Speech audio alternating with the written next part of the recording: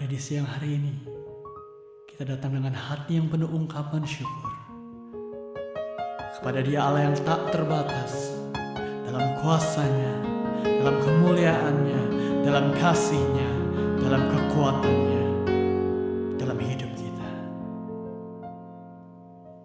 Semusim berlalu, namun Kau selalu peliharaku.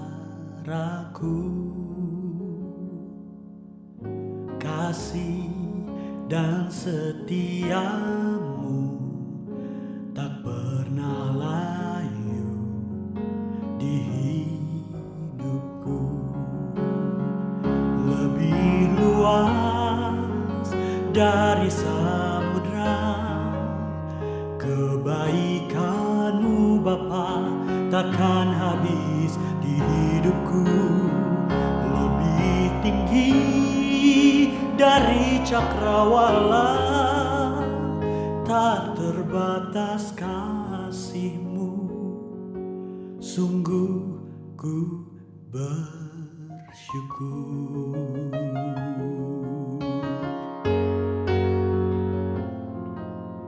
Semusim berlalu, namun Kau selalu peliharaku. Kasih dan setiamu tak pernah layu di hidupku. Lebih luas dari samudra kebaikan-Mu Bapa, takkan habis di hidupku. Lebih tinggi dari cakrawala, tak terbatas kasih-Mu. Sungguh ku bersyukur.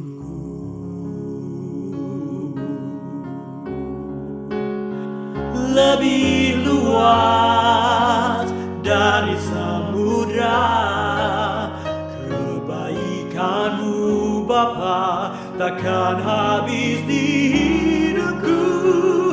Lebih tinggi dari cakrawala, tak terbatas kasih-Mu.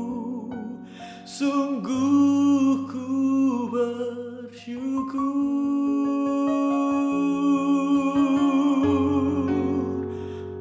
Ku bersyukur.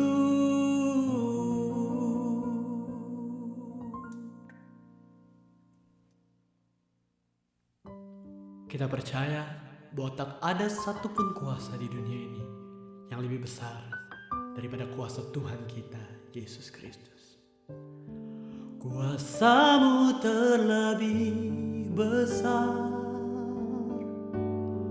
Tuhanku terlebih besar. Tak pernah terlambat janji-Mu ya Tuhan menolong hidupku. Kuasa-Mu terlebih besar,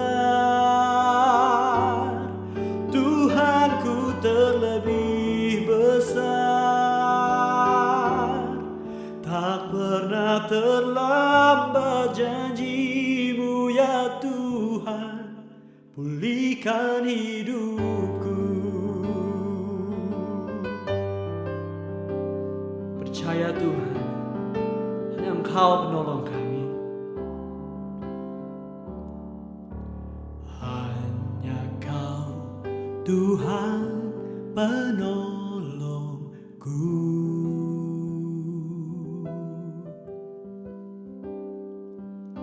Yang selalu setia bersamaku.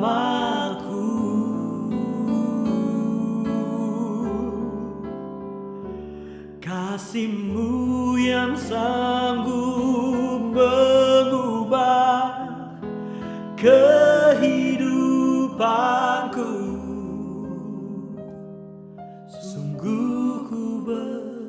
berserah. Sungguh ku percaya kuasa-Mu terlebih besar, Tuhanku terlebih besar. Tak pernah terlambat janji-Mu ya Tuhan menolong hidupku. Kuasa-Mu terlebih besar, Tuhanku terlebih besar. Tak pernah terlambat janji-Mu ya Tuhan, pulihkan hidupku.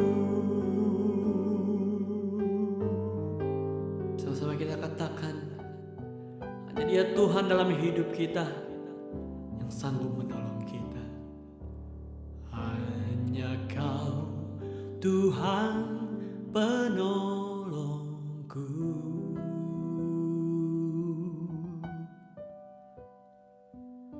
Yang selalu setia bersamaku.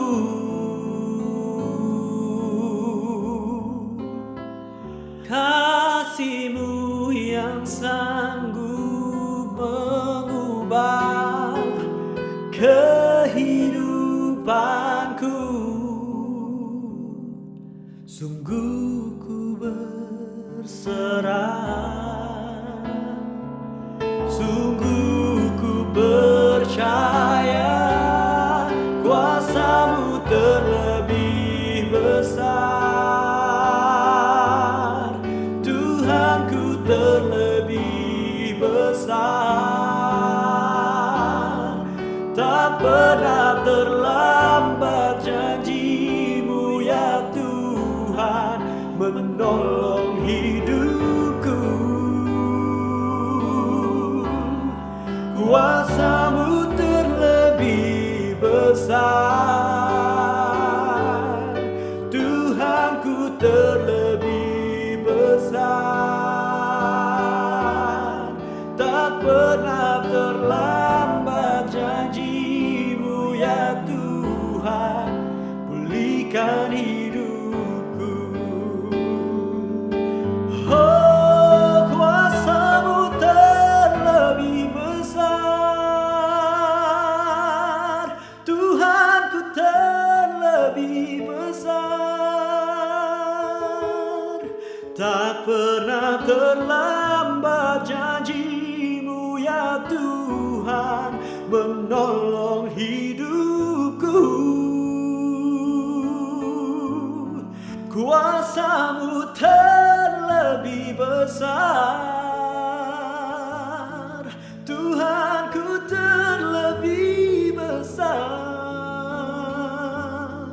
Tak pernah terlambat janji-Mu ya Tuhan, pulihkan hidupku.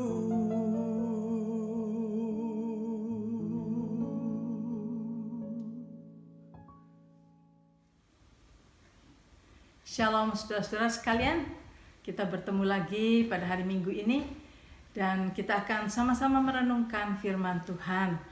Kalau saudara lihat topik hari ini yang akan kita sama-sama pelajari adalah memakai karunia kita untuk melayani orang, untuk melayani sesama kita. Jadi hari ini kita akan merenungkan bagaimana Tuhan menantikan kita untuk melayani sesama kita dengan karunia yang Tuhan sudah berikan kepada kita. Nah, di dalam 1 Petrus pasal yang keempat ayat yang ke-10 dituliskan begini: layanilah seorang akan yang lain sesuai dengan karunia yang telah diperoleh tiap-tiap orang sebagai pengurus yang baik dari kasih karunia Allah. Nah, dari ayat ini kita melihat bahwa Tuhan inginkan agar kita melayani seorang akan yang lain. Kita melayani orang-orang di sekeliling kita sesuai dengan karunia yang telah kita peroleh dari Tuhan. Sebab itu saudara, Tuhan menghimbau kita untuk melayani. Dan saudara, apakah selama ini saudara sudah menggunakan karunia yang Tuhan berikan kepada saudara untuk melayani sesama kita? Itu adalah hati Tuhan. Nah saudara, saya bersyukur sekali yang saya ada di dalam gereja ICC Michigan ini, dan saya melihat semua di dalam gereja itu melayani. Ya, dari pimpinan melayani sampai sekarang ini anak-anak muda, mereka giat sekali melayani. Saudara, mereka menggunakan talenta yang Tuhan berikan kepada mereka. Mereka pakai semuanya untuk melayani Tuhan. Seperti ini, saya berkhotbah hari ini. Sebentar lagi saudara, mereka akan menerjemahkan ke dalam bahasa Inggris dan akan menaruhnya itu di bawah. Saudara sudah lihat sekarang, itu hasil pekerjaan mereka. Karena mereka menggunakan talenta mereka, mereka mau melayani yang terbaik bagi Tuhan. Dan saudara, saya tahu itu memerlukan waktu yang panjang sekali, mungkin belasan jam untuk menerjemahkan satu kalimat demi satu kalimat. Nah, ini adalah anugerah Tuhan yang digunakan oleh saudara-saudara kita yang masih muda-muda, yang mempunyai talenta yang luar biasa yang Tuhan berikan kepada mereka. Nah, jadi saudara, kita harus menggunakan karunia yang dari Tuhan, digunakan untuk melayani sesama kita, untuk memberkati sesama kita. Nah saudara, setiap kita sudah diberi oleh Tuhan karunia, gift. Karunia-karunia yang sudah ada di dalam hati kita, sudah Tuhan install di dalam diri kita. Nah marilah saudara, apakah saudara tahu apa karunia yang Tuhan sudah berikan kepada saudara? Nah saudara, kalau saudara mau lihat karunia apa yang Tuhan sudah berikan pada saudara, ada banyak macam karunia yang dituliskan di dalam Alkitab. Nah, saya tidak akan menerangkan satu persatu, tetapi saya akan berikan ayat-ayatnya. Supaya saudara selesai ini, saudara bisa baca ayat-ayat itu, dan saudara bisa melihat, di mana ya karunia saya yang apa gitu. Saya akan berikan kepada saudara ayat-ayatnya ya. Yang pertama, Allah Bapa memberikan kepada kita karunia-karunia. Nah, karunia dari Allah Bapa itu adalah disebut motivational gift. Itu tertulis dalam Roma pasal 12, saudara bisa catat, Roma pasal 12 ayat 6 sampai dengan 8. Itu disebut motivational gift. Ada 7 macam karunia di situ. 7 macam karunia. Saudara nanti bisa lihat karunia saudara yang mana. Kemudian Tuhan Yesus pun memberikan kepada kita karunia. Ya. Dan karunia yang diberikan oleh Tuhan Yesus tertulis di dalam Efesus pasal yang keempat ayat 11 sampai dengan yang ke-13. Di situ ditulis ada 5 jawatan, yaitu jawatan pastor, pengajar, evangelis gitu kan semua. Saudara tahu itu. Nah, itu adalah juga karunia yang diberikan oleh Tuhan Yesus kepada jemaatnya. Nah, ada 5 saudara. Nah, kemudian Roh Kudus juga memberikan kepada kita karunia.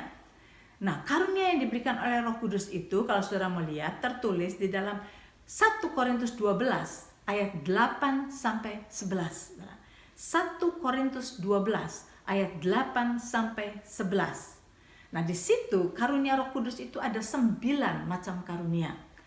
Jadi kalau kita jumlahkan karunia yang diberikan oleh Bapa, karunia yang diberikan oleh Tuhan Yesus, dan karunia yang diberikan oleh Roh Kudus, itu semuanya ada 21 karunia. Yang ada di antaranya itu overlap ya. Tapi saudara lihat, dari begitu banyak karunia, saudara punya salah satu karunia itu. Bukan hanya satu, kadang-kadang saudara punya 2, kadang-kadang saudara punya 3, kadang-kadang saudara punya 4. Jadi saudara punya karunia-karunia itu. Nah, tinggal saudara lihat dan saudara lihat, wow, saya tuh ternyata punya karunia ini. Sebab itu saudara-saudara, Tuhan katakan gunakan karunia itu, gunakan karunia itu. Nah, secara garis besarnya, yang saudara mungkin sudah tahu semua, karunia-karunia itu antara lain yang jelas sehari-hari dipakai adalah ada yang saudara punya karunia memberi, ada saudara yang mempunyai karunia melayani, ada saudara yang mempunyai karunia menasehati, ada yang saudara punya karunia mengajar, ada yang saudara punya karunia berbelas kasihan, ada saudara punya karunia memimpin, organizing. Itu adalah karunia-karunia dari Tuhan. Nah, saudara bisa melihat. Nah, begitu saudara tahu karunia apa yang saudara punyai, Tuhan katakan, layanilah seorang akan yang lain berdasarkan atau menurut karunia yang Tuhan sudah taruh di dalam diri kita.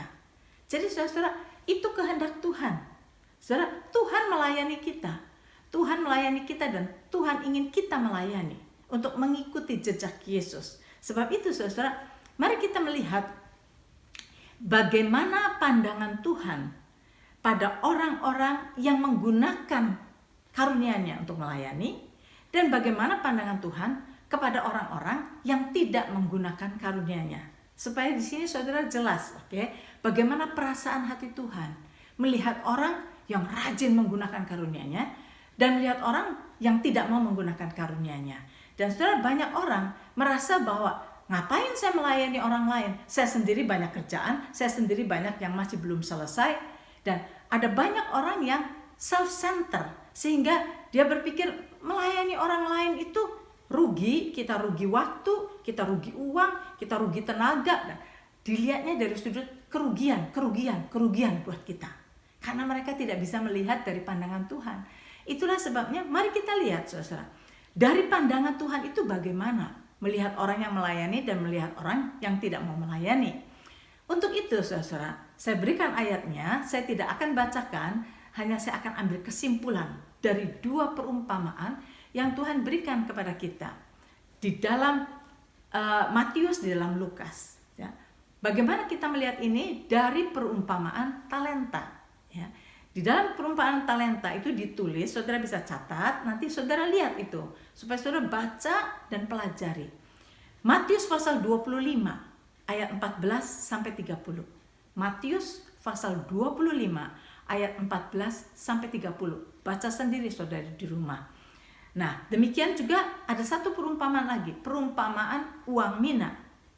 Perumpamaan uang mina itu ada di dalam Lukas pasal 19 ayat 11 sampai dengan 27. Lukas 19 ayat 11 sampai 27.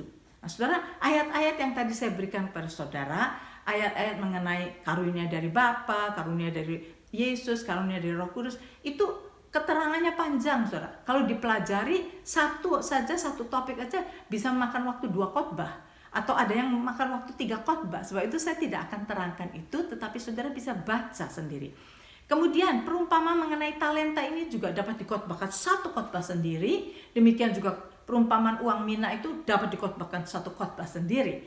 Tetapi yang kita akan lihat di sini adalah kesimpulan daripada 2 perumpamaan ini, saudara. Tuhan berbicara kepada orang-orang yang melakukan atau menggunakan talenta atau karunia-Nya untuk digolangkan, untuk dikerjakan. Nah, saudara, baik di dalam perumpamaan talenta maupun di dalam perumpamaan uang mina, saudara, Tuhan melihat orang yang rajin menggunakannya, itu Tuhan berkata begini. Yang satu kan saudara tahu, di dalam perumpamaan talenta, ada yang diberi 5 talenta, ada yang diberi 2 talenta, ada yang diberi 1 talenta. Oke? Nah, kita lihat ini. Yang 5 talenta berkata setelah selesai dia gunakan, dia katakan, saya dapat 5 lagi Tuhan, jadi sekarang ada 10. Yang 2 talenta berkata, saya sudah gunakan Tuhan, talenta ini, sekarang saya dapat 2 lagi, jadi ada 4. Nah sekarang yang 1 ini tidak menggunakannya, gitu kan? Demikian juga di dalam perumpamaan uang mina, ada 10 orang. Dikasih uang mina, semua sama, 1, semua dikasih 1 mina. Nah kemudian kita lihat hasilnya. Nah dari kedua perumpamaan itu, kalau saudara perhatikan, Tuhan berbicara kepada mereka yang menggunakan talentanya, dan Tuhan berkata kepada mereka semua yang menggunakan talentanya, engkau adalah hamba yang baik dan setia. Saudara lihat di sini, penilaian Tuhan, saudara, mereka yang menggunakan karunia-Nya adalah hamba yang baik dan setia. Di sini saudara lihat, Tuhan tidak menilai kita dari berapa banyak hasilnya, tidak, saudara.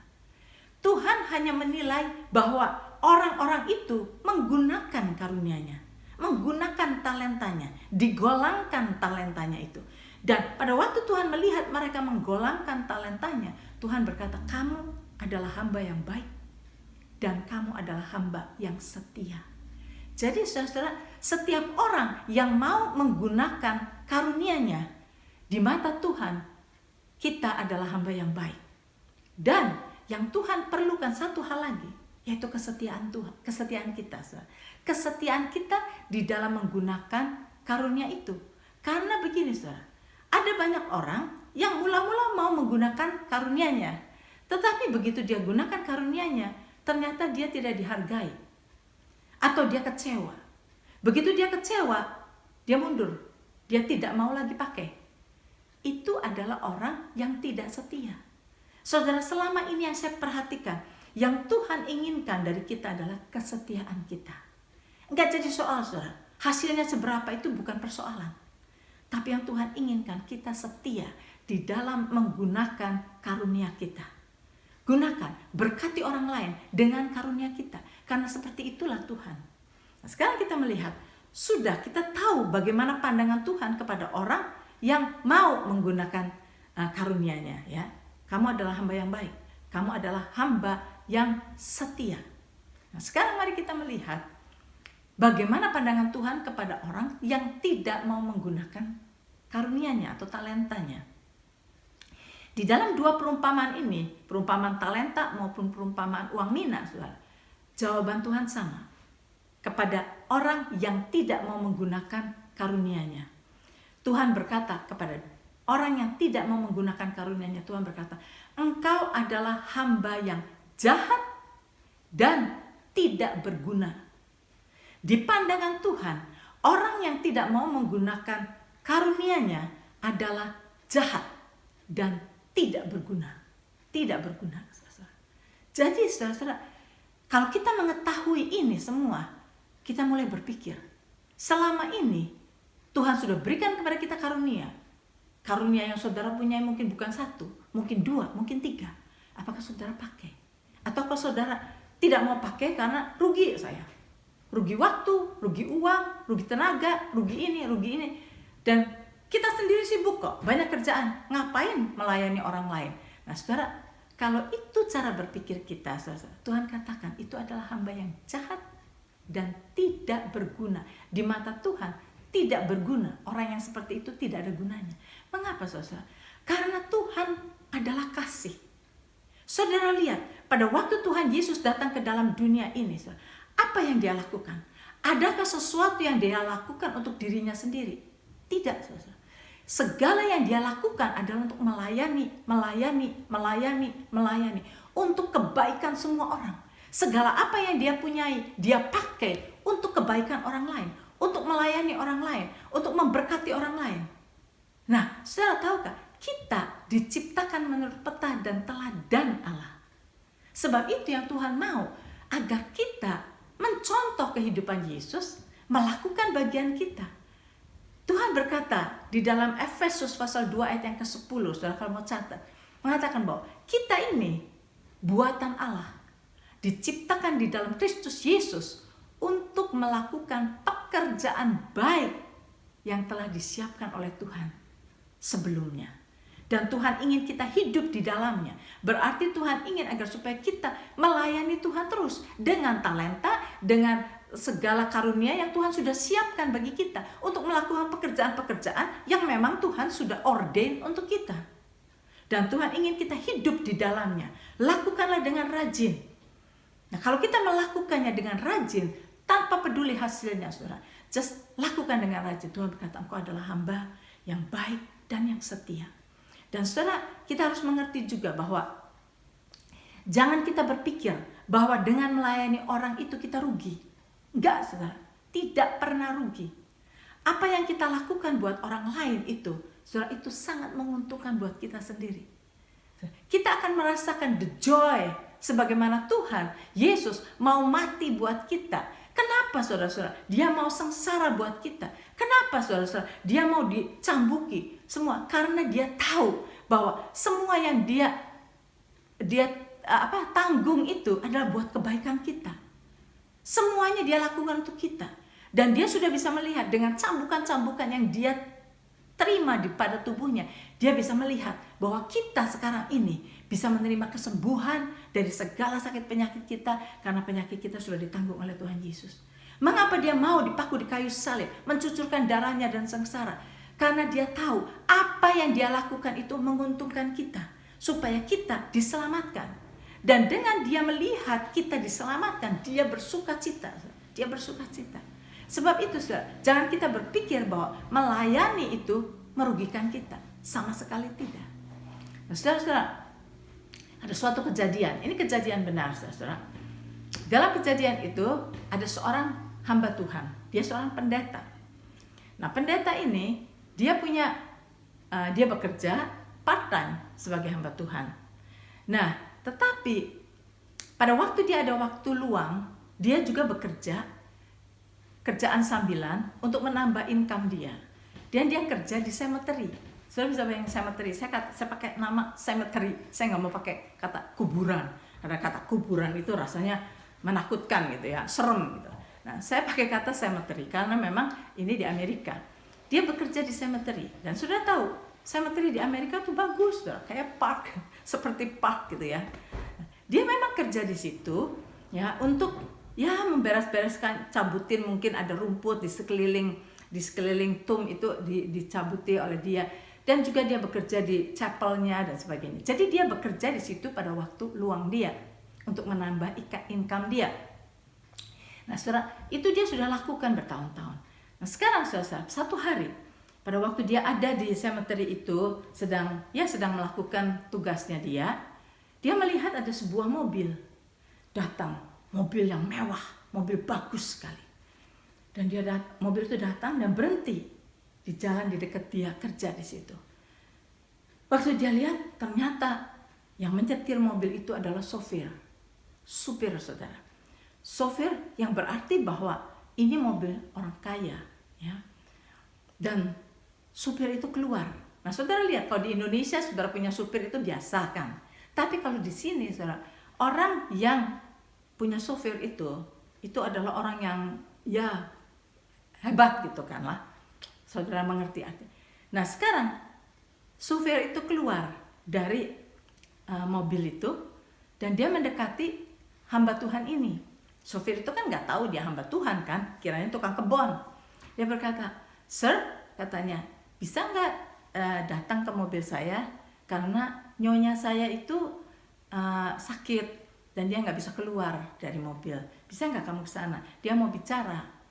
Maka hamba Tuhan ini bilang, "Oke." Terus dia datang ke situ, ke dekat mobil itu dan jendelanya buka. Dia melihat di dalam mobil itu ada seorang wanita, sudah tua, tapi kelihatan walaupun dia seorang tua, dia kelihatan dari cara dandannya semua itu kelihatan. Dia seorang kaya, mungkin orang yang suaminya dulu punya kedudukan, mungkin dia adalah orang yang dignity gitu, yang punya dignity. Dan kemudian pada waktu hamba Tuhan itu melihat dari jendela, wanita itu berkata, "Sir, nama saya ini," dia katakan, "nama saya," dia sebutkan namanya, "saya sudah bertahun-tahun memberikan uang ke cemetery ini, beri uang untuk supaya kuburan daripada suami saya itu diberi bunga yang fresh setiap hari. Saya sudah kirim uang itu bertahun-tahun. Nah, sekarang," dia katakan, "saya sakit dan dokter saya berkata bahwa mungkin saya tidak akan lama lagi, mungkin hidup saya tinggal beberapa minggu lagi. Sebab itu sekarang saya datang untuk melihat kuburan suami saya yang terakhir kalinya." Pada waktu dia berkata begitu, hamba Tuhan itu kaget. Dia bilang, Oh, I'm sorry," dia berkata. "Jadi kamu kirim uang untuk bunga ya setiap hari?" "Ya," kata dia. "Begini," kata hamba Tuhan itu, "saya ini hamba Tuhan. Dan selain saya bekerja di sini, salah satu yang saya kerjakan adalah saya selalu pergi ke hospital untuk menengok orang-orang yang sakit di sana. Nah, pada waktu saya pergi ke sana, saya bawa bunga. Dan saya bagikan bunga itu kepada yang sakit. Dan kenapa saya senang membagikan bunga? Karena mereka itu kalau menerima bunga, mereka senang sekali. Mereka merasa, waduh, bunga itu merupakan penghiburan buat mereka. Mereka ciumi bunga itu, mereka menghargai bunga itu. Dan ternyata saya baru tahu bahwa bunga itu sebetulnya terapi buat orang-orang yang sakit itu. Jadi saya berikan bunga itu pada mereka. Nah, pada saat orang ini baru cerita sampai di situ, wanita ini marah sekali. Dia tahu kesimpulannya bahwa uang yang dia kirimkan itu ternyata dipakai oleh orang ini, oleh hamba Tuhan ini untuk membagikan bunga di rumah sakit. Karena itu dia marah sekali, dia langsung berkata kepada supirnya, "Go!" gitu. Supirnya langsung start mobilnya dan mobilnya berangkat pergi. Nah, sudah bisa bayangin, hamba Tuhan itu berdiri di pinggir jalan, dia melihat, dia tahu wanita ini marah sekali. Sudah pergi. Ya hamba Tuhan itu nggak bisa apa-apa, dia diam aja. Dia langsung teruskan pekerjaannya. Setelah beberapa bulan kemudian, suatu hari si hamba Tuhan ini sedang kerja lagi di situ kan, di cemetery sedang bekerja. Tahu-tahu dia melihat ada sebuah mobil datang memasuki cemetery itu. Pada waktu dia melihat mobil itu, dia recognize itu mobil yang dulu itu ada orang perempuan yang marah itu, saudara. Itu mobilnya orang perempuan itu. Mobil itu datang. Nah, dia deg-degan kan. Waduh, ini orang mau apa ya? Pada waktu mobil itu mendekati, ternyata yang menyetir mobil itu bukan sopir, saudara. Wanita itu nyetir mobil itu sendiri. Kaget. Hamba Tuhannya kaget. Loh, pada waktu dia datang, dia berkata, dokternya berkata, dia mungkin hanya hidup beberapa minggu lagi. Tetapi sekarang sudah beberapa bulan kemudian, saudara. Nah, orang itu nyetir sendiri. Nah, saudara, sekarang begitu mobil itu sampai di dekat dia, wanita itu keluar dari mobil itu dan dia berkata kepada hamba Tuhan ini, "Sir," dia katakan, "apa yang kamu katakan itu betul. Pada waktu saya pulang dari sini, saya marah sekali. Saya resented. Saya marah sekali, saya kesal sekali karena kamu gunakan uang itu untuk memberikan bunga pada orang lain. Tetapi setelah sampainya saya di rumah, saya mulai mikir," dia bilang, "saya mulai pikir, apa benar orang-orang itu senang diberi bunga, orang-orang sakit itu? Kemudian saya pikir, memang benar ya, saya berikan bunga fresh setiap hari untuk kuburan suami saya. Suami saya nggak bisa lihat bunga itu. Sebab itu dia bilang, iya, kalau bunga ini diberikan pada orang yang hidup." Dia bilang, sebab itu dia pikir, dia pikir. Akhirnya dia bilang, saya ambil keputusan. Saya pergi beli bunga, saya pergi ke hospital. Kemudian saya berikan bunga itu kepada orang-orang sakit. Apa yang kamu katakan itu betul. Mereka senang sekali mendapat bunga itu. Mereka senang sekali, mereka bersuka cita. Begitu berterima kasih, bersuka cita pada satu potong bunga. Dia katakan, dia berikan itu bersuka cita sekali. Dan dia katakan, karena saya melihat mereka bersuka cita, membuat saya jadi bersuka cita. Saya jadi bersuka cita. Dan karena itu dia bilang, wow, saya senang. Sejak itu dia bilang, dia setiap hari datang ke hospital. Setiap hari dia bawa bunga, satu gendal bunga itu, dan dia berikan kepada setiap itu. Dan mereka bersuka cita. Saya jadi bersuka cita. Tanpa saya ketahui. Saya menjadi sehat. Karena sukacita itu membuat tubuh saya makin sehat. Sampai dokter saya berkata, "What happened with you?" Pada waktu dia bertemu dengan saya, dia kata, "What happened with you? Kamu berubah sekali. Kamu kok kelihatan sehat sekali." Yes, karena saya melayani orang-orang yang membutuhkan pelayanan. Dan pelayanan itu memberikan kepada saya sukacita. Dan itu yang membuat saya menjadi sehat. Nah, saudara, ini kejadian nyata, saudara. Dan wanita ini berterima kasih kepada hamba Tuhan itu. Engkau yang sudah membukakan mata saya. Bahwa hidup ini bukan hanya untuk menunggu mati. Hidup ini bukan hanya self-pity. Hidup ini bukan hanya fokus kepada diri sendiri. Tetapi Tuhan sudah memberikan kepada saya karunia. Tuhan sudah memberikan kepada saya kekayaan. Saya bisa memberikan bunga sebanyak-banyaknya pada siapa saja orang yang sakit. Dan Tuhan pakai ini. Karunia yang Tuhan sudah berikan pada saya pakai. Dia berkata, "Saya berterima kasih kepadamu." Dan saya mau mengatakan, sorry, saya sudah marah kepadamu pada waktu yang lalu. Ternyata melalui pelayanan ini, saya menjadi sehat kembali. Saya mempunyai lagi semangat untuk hidup. Dan saya berguna buat orang lain. Saudara, ini adalah kejadian nyata yang bisa memberikan kepada kita encouragement. Bahwa saudara tahu, melayani orang itu bukan suatu kerugian. Itu adalah karakter daripada Tuhan sendiri. Itu adalah kehidupan Tuhan sendiri. Dan sekarang Tuhan hidup di dalam kita. Sebab itu Tuhan ingin sekali untuk kita bisa dipakai untuk melayani orang lain. Dan Tuhan sudah memberikan pada kita modal, karunia-karunia yang dapat kita pakai untuk melayani orang lain. Di dalam 1 Petrus 4 ayat 10 tadi dikatakan, layanilah seorang akan yang lain sesuai dengan karunia yang telah diperoleh tiap-tiap orang. Jadi saudara, kita sudah dikarunia oleh Tuhan, diberi modal oleh Tuhan, dan Tuhan katakan pakai modal itu untuk melayani orang lain. Dan jangan sekalipun takut kalau kita melayani orang lain itu merugikan kita, sama sekali tidak. Pada waktu kita melayani orang lain, orang itu tertolong, orang itu menjadi bersukacita, dan sukacita dia juga masuk ke dalam hidup kita.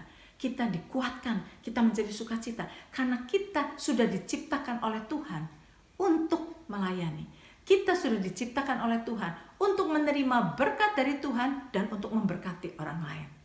Biarlah firman Tuhan hari ini akan membuat saudara mulai memikirkan, apakah selama ini saudara menggunakan karunia yang Tuhan berikan pada saudara sesuai dengan kehendak Tuhan?